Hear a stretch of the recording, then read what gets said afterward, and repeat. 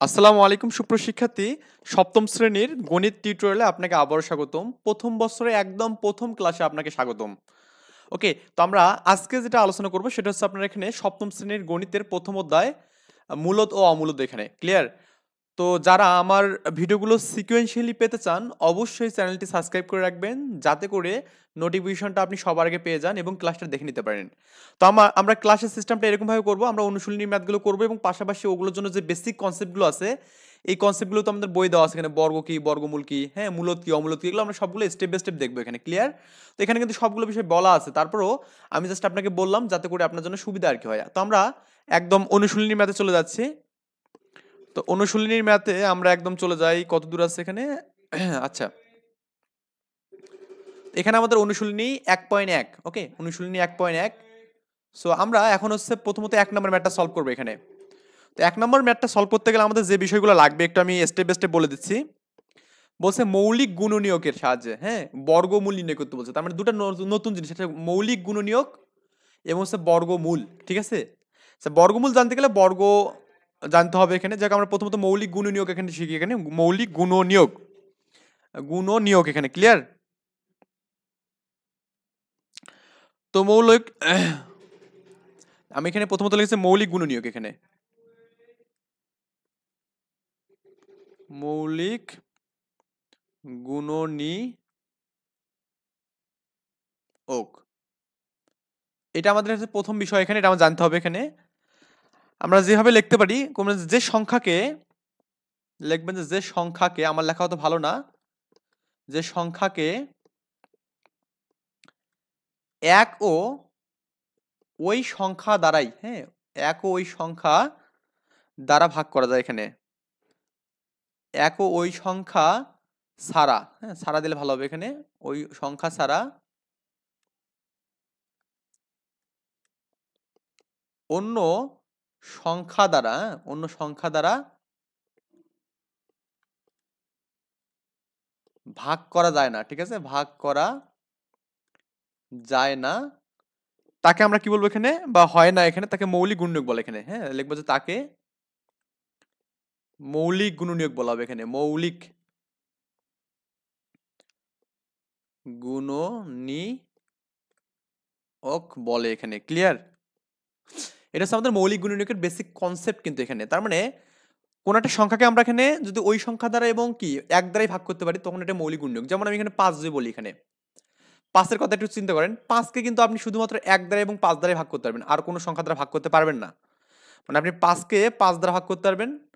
আর এখানে একটা বিষয় বললে ভালো হবে এখানে, যে দ্বারা ভাগ করে নিঃশেষে বিয়োজ্য হবে। এখানে ভাগ করা যায় না এখানে, হ্যাঁ ওই ওই ওই সংখ্যা, ওই সংখ্যা ব্যতীত বা এত ছাড়া অন্য সংখ্যা দ্বারা, অন্য সংখ্যা দ্বারা নিঃশেষে বিয়োজ্য করা যায় না এখানে। এটা এটা আবার ভালো হবে এখানে, নিঃশেষে বিয়োজ্য করা যায় না এখানে। ওকে, দেখবেন যে নিঃশেষে বিয়োজ্য করা যায় না,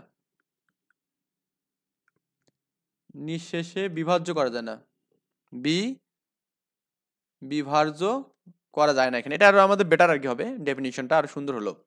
তাহলে 5কে 5 দ্বারা ভাগ করলে আমাদের কিন্তু নিঃশেষে বিভাজ্য শূন্য। তার মানে 5কে আপনি যে 5 দ্বারা ভাগ করেন, 5কে 5, এখানে 5 থাকবে, বিয়োগ করলে শূন্য। আবার এখানে এক দ্বারা যদি 5কে ভাগ করেন এখানে, তখন আমাদের কি 5কে 5 হবে, এখানে এখানে 5 আসবে, এখানে কিন্তু শূন্য হচ্ছে।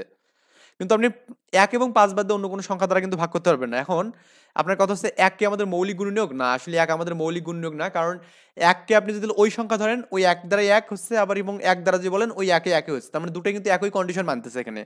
এজন্য আমাদের 1 কে আমরা মৌলিক গুণনীয়ক বলবো না। তারপরে আমি এখানে বলি যে 2 কি মৌলিক গুণনীয়ক? অবশ্যই 2 হচ্ছে মৌলিক গুণনীয়ক। কেন? 2 কে কিন্তু আমরা 1 এবং 2 ছাড়া অন্য কোনো সংখ্যা দ্বারা ভাগ করতে পারবো না। আবার যে বলে 3 কি মৌলিক গুণনীয়ক? হ্যাঁ অবশ্যই 3 কিন্তু মৌলিক গুণনীয়ক। কারণ কি 3 কে 1 এবং 3 ছাড়া অন্য কোনো সংখ্যা দ্বারা ভাগ করা যাবে না। 2 দিয়ে কিন্তু ভাগ করতে পারবো না। 4 কি মৌলিক গুণনীয়ক? 4 না, 4 মৌলিক গুণনীয়ক না। কারণ কি বলুন তো? আমরা 4 কে কিন্তু আমরা কি করতে পারি বলুন তো? এখানে 1 এবং 4 ব্যতি রেখেও আমরা 2 দিয়ে ভাগ করতে পারবো। এখানে কি দিয়ে পারবো? 2 দিয়ে ভাগ করতে পারবো। ক্লিয়ার? আচ্ছা। তো 2 দিয়ে ভাগ করলে কিন্তু 2 দুগুণে 4 হচ্ছে এখানে। তার মানে এটাকে নিঃশেষে বিভাজ্য যাচ্ছে এখানে, তাই না? আচ্ছা। আচ্ছা ঠিক আছে, তারপরে এখানে 5 যদি বলি, 5 কি, এটা তো বললামই একটু আগে। 6 যদি বলি, 6 কি হবে না? 6 হবে না। কারণ কি আপনি 6 কে কিন্তু 1 এবং 6 ব্যতীত 3 দিয়েও ভাগ করতে পারবেন। 3 দুগুণে 6 হবে এখানে। আবার ওই 2 দিয়ে কিন্তু ভাগ করতে পারবেন এখানে। ক্লিয়ার? তারপর 7 কি হবে? হ্যাঁ 7 ও আমাদের মৌলিক গুণনীয়ক হবে এখানে। তো এগুলো হচ্ছে আমাদের, যেগুলো 1 এবং ওই সংখ্যা দ্বারা ভাগ করা যাবে তাদেরকে আমরা মৌলিক গুণনীয়ক বলবো। আর যেগুলো আমাদের যাবে না তাদেরকে আমরা কি বলবো না বলতে, এখানে মৌলিক গুণনীয়ক বলবো না এখানে। ক্লিয়ার? আচ্ছা। তো এই বিষয়টা আমাদের মৌলিক গুণনীয়ক মোটামুটি বুঝছি আমরা। তো এরপরে আরেকটা আমাদের কনসেপ্ট আছে, সেটা হচ্ছে আমাদের কি বর্গমূল এখানে। হ্যাঁ, কি এখানে বর্গমূল এখানে। তো বর্গমূল পড়তে গেলে আমাদের বর্গ পড়তে হবে, বই দেওয়া আছে এখানে, একটা ভালো করে দেখলেই হবে। আমি একটু লিখে দিই এখানে সুন্দর করে, যদিও অত সুন্দর হবে না। কোন সংখ্যাকে, ঠিক আছে, কোন সংখ্যাকে সেই সংখ্যা দ্বারা গুণ করলে, এটা বইয়ে কিন্তু দেওয়া আছে, প্রথমেই দেওয়া আছে, কোন সংখ্যাকে ওই সংখ্যা দ্বারা গুণ করলে, ঠিক আছে, গুণ করলে কি হবে এখানে, যে গুণফল পাওয়া যাবে, এখানে আমরা জানি গুণফল, যে গুণফল পাওয়া যায় বা যাবে এখানে, হ্যাঁ, তাকে ওই সংখ্যার বর্গ বলে এখানে। তাকে আমরা কি বলবো এখানে, ওই সংখ্যার বর্গ বলে। আমি জাস্ট এতটুকু স্টপ করে একটু বুঝাই দিচ্ছি এই জিনিসটা। যেমন আমি বললাম এখানে, আমি 2 কে দিয়ে আমি এখানে 2 দিয়ে গুণ করি, মানে কোন সংখ্যাকে ওই সংখ্যা দ্বারাই গুণ করলে আমরা কি পাবো এখানে, 4 পাবো না এখানে। তাহলে 4 হচ্ছে আমাদের 2 এর বর্গ। আমি এখানে এটা বলতে পারি এখানে 4 হলো 2 এর বর্গ, ঠিক আছে। তার মানে আমাদের এখানে যে গুণফলটা পেলাম, এখানে গুণফল কত, এখানে 4 না, এই 4 হচ্ছে আমাদের কি, এই যে 2 যে সংখ্যা দ্বারা গুণ করলাম ওই সংখ্যার হচ্ছে বর্গ হবে এখানে। আবার যদি আপনি এখানে 3 গুণন 3 করেন এখানে, এটা কি 9 হবে না? 9 হচ্ছে আপনার কি বলতো, 9 হলো আমাদের কি এখানে 3 এর হচ্ছে বর্গ, ঠিক আছে। আচ্ছা, এটা আমরা এই পর্যন্ত বুঝতে মেবি। আচ্ছা, এখন এরপরে আরেকটা বিষয় আছে, বর্গমূল বলতে আমরা কি বুঝি এখানে বলে, এবং দাঁড়িয়ে দেওয়ার দরকার নেই এখানে, এটা দেবেন যে এবং, হ্যাঁ, এবং ওই সংখ্যাটি গুণফলের বর্গমূল, ওই সংখ্যাটি গুণফলের বর্গমূল, ঠিক আছে, বর্গমূল। মানে বর্গমূল, তাহলে আমরা যেটা বুঝতেছি দেখুন এখানে ওই সংখ্যাটি মানে 3, 3 হচ্ছে কি বলতো এখানে আমাদের এখানে এই 9 এর বর্গমূল। তাহলে লিখবেন এখানে এটা 3 হলো 9 এর বর্গমূল, ক্লিয়ার। আবার আপনি যেখানে 2 নেন, 2 হলো কি বলুন তো এখানে আমাদের 4 এর বর্গমূল এখানে। আই থিঙ্ক এই বিষয়গুলো বুঝতে পারছেন এখানে, কারণ আমাদের এখানে ওই সংখ্যা মানে 3, আমাদের গুণফল কোনটা, এটা না, এটা হচ্ছে আমাদের গুণফল এখানে, ক্লিয়ার। গুণফলের বর্গমূল এখানে, তার মানে এই 9 এর বর্গমূল কত এখানে 3, তার মানে এভাবে বলতে পারেন যে √9, এটাকে বর্গমূল চিহ্ন হচ্ছে রুট, এটা এগুলো আমরা 3 লিখতে পারবো এখানে, ক্লিয়ার। এটা আর কি বিষয়। তো এই ম্যাথগুলো করতে গেলে আমাদের এই বিষয়গুলোর কনসেপ্ট একটা ক্লিয়ার লাগবে এখানে। তো আমরা এখানে কিভাবে ম্যাথগুলো সলভ করতে পারি এটা আমরা এখানে দেখলাম, মানে এই ম্যাথগুলো সলভ করার জন্য আমাদের কোন কোন টপিকসগুলো লাগবে এটা আমরা দেখলাম। এখন আমরা এই ম্যাথের 1 নম্বর ম্যাথটা করি, 1 এর ক নম্বর ম্যাথটা করবো এখন, ক্লিয়ার। তো 1 এর ক নম্বর করবো এখানে। তো ক নম্বর কত দেওয়া আছে এখানে, 169 দেওয়া আছে এখানে। তো এই ম্যাথটা আমাদের এভাবে দেওয়া আছে। তো এখন আমরা এটা কি করতে পারি, লিখবেন যে এখানে 169 16 কি এখানে 9, ওকে। 169 কে মৌলিক গুণনীয়ক সাহায্যে কি বিশ্লেষণ করি, 169 কে মৌলিক গুণনীয়ক, হ্যাঁ, গুণনীয়কের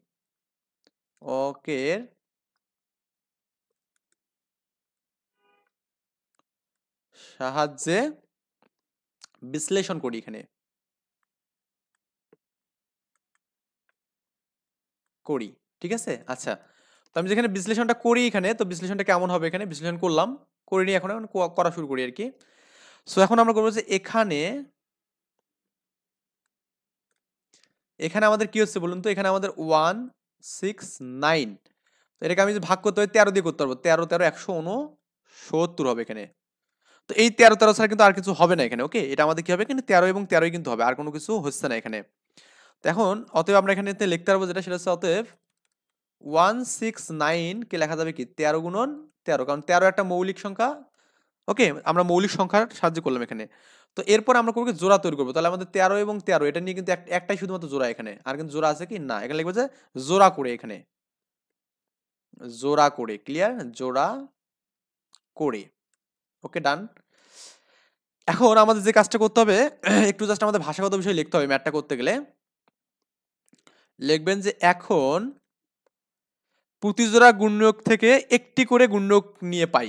লিখবেন যে প্রতি জোড়া, মানে যতগুলো জোড়া থাকে প্রতি জোড়া গুণনীয়ক থেকে, গুণনীয়ক থেকে একটি করে, হ্যাঁ একটি করে গুণনীয়ক নিয়ে পাই, এখানে গুণনীয়ক,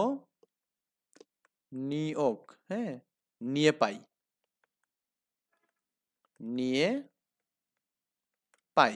তো একটা করে গুণনীয়ক আমি যদি নেই এখানে, তাহলে আমাদের জাস্ট ওই 13 থেকে জাস্ট একটা 13 আসবে এখানে। তো এই মানটা জাস্ট শুধুমাত্র কি থাকবে এখানে বলুন তো, এখানে 13 থাকবে শুধুমাত্র, ক্লিয়ার?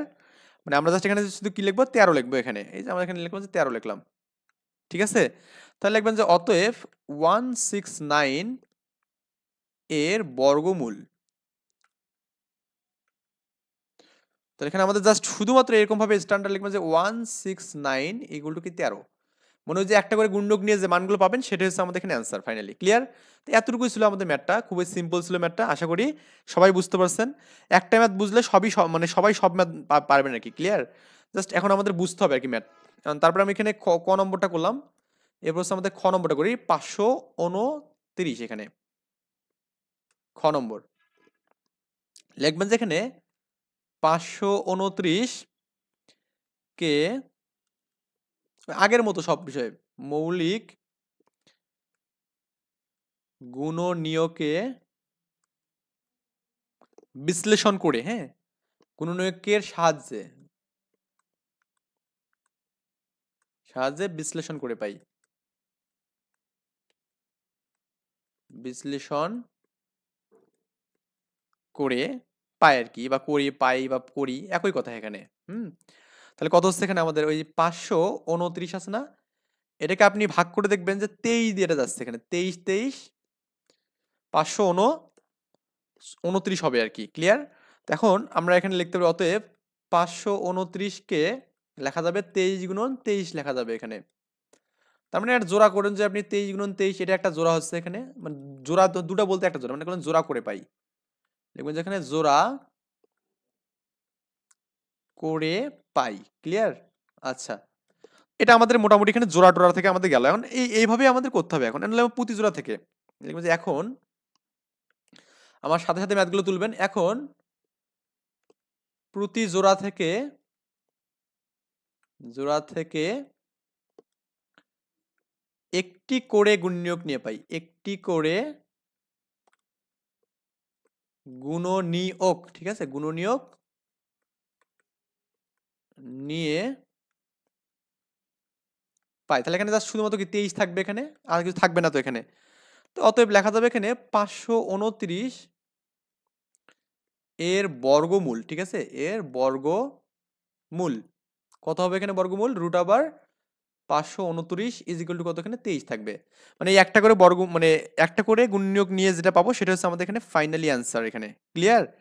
আই থিঙ্ক এটা আমরা বুঝতে পারছি, এখানে খুবই সিম্পল ম্যাথ এগুলো। তারপরে আমরা গ নম্বর ম্যাথটা সলভ করব। এটা বলছে এখানে কত আছে এখানে, 1521 দেওয়া আছে এখানে, ক্লিয়ার? 1521, আচ্ছা 1521 এটা দেওয়া আছে এখানে। তো এটাকে মৌলিক, হ্যাঁ উৎপাদকে বা যেটাই বলেন এখানে, উৎপাদক বলতে পারেন এখানে, মৌলিক গুণনীয়কে বলতে পারেন এখানে, একই কথা এখানে, উৎপাদক একই কথা, উৎপাদকে মানে ভাষাগত বিষয়গুলো আপনার যেটা ভালো লাগবে সেটা দিতে পারেন এখানে, বিশ্লেষণ করে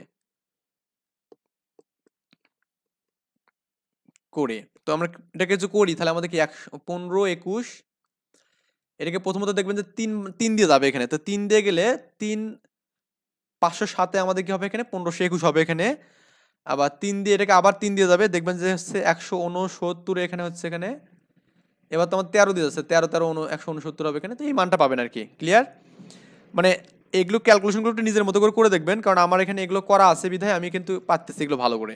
তো আপনার যদি এখানে না থাকে অভ্যাস, এগুলো করতে করতে অভ্যাস না থাকে, তাহলে কিন্তু আপনি নিজের মতো করবেন। তাহলে আমাদের 3 গুণন 3 গুণন 13 গুণন কত এখানে 13, আমরা এই মানগুলো পেলাম। তখন আমি জোড়া যদি করে নেই, জোড়া করলে আমাদের কত থাকতেছে বলুন, এখানে আমাদের 3 আর 3 একটা আমাদের জোড়া হচ্ছে এখানে, আর গুণন কি আমাদের 13 এবং 13 নিয়ে একটা আমাদের জোড়া হচ্ছে এখানে, ক্লিয়ার? এখানে আমাদের দুটো জোড়া, যেমন জোড়া জোড়া করে, আচ্ছা জোড়া করে, ক্লিয়ার? আমরা জোড়া করলাম এখানে, জাস্ট আর কিছু করিনি, শুধুমাত্র জোড়া করছি এখানে, ওকে? এখন ওই আগের মতো করে লিখবেন এখানে যে প্রতি জোড়া থেকে প্রতি জোড়া থেকে একটি করে গুণনীয়ক নিয়ে আমরা একটি করে গুণনীয়ক নিয়ে পাই। হ্যাঁ, কত হবে বলুন তো এখানে? একটা আমাদের হচ্ছে 3 হচ্ছে, একটা থেকে 3 আসতেছে আর একটা থেকে কি আমার 13 আসবে এখানে, যে 13 3 তারাং কত হবে এখানে? 39 হবে এখানে, মানে 39 হবে এখানে। অতএব 15-21 এর বর্গমূল equal to root over 15-21 is equal to 29 এখানে। ক্লিয়ার?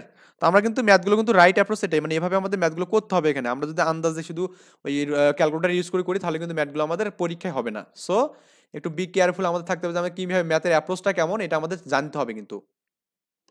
11,025 এখানে, ঠিক আছে? 11,025 তার মানে হচ্ছে 11,025। আমরা লিখবো কি? একে উৎপাদকে বিশ্লেষণ করবে, এতকে মৌলিক উৎপাদকে উৎপাদকে বিশ্লেষণ করে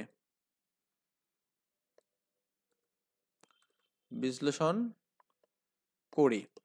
তো কত হবে দেখুন তো, আমি লেখুন তো এখানে 11,025 এটাকে আমরা প্রথমত যে ভাগ করি, কত দিয়ে ভাগ যাচ্ছে একটু ক্যালকুলেটরে মারবেন। এখানে 3 দিয়ে ভাগ করা যাচ্ছে প্রথমে এখানে। তো 3 দিয়ে ভাগ করলে আমাদের এখানে কত হবে? এখানে 3675। এটা একটু ক্যালকুলেশন করে দেখতে পারেন এখানে। ক্লিয়ার? আবার আপনি এখানে এটাকে আবার 3 দিয়ে ভাগ করা যাবে এখানে। এটা করলে কত হবে এখানে? 1225 হবে এখানে।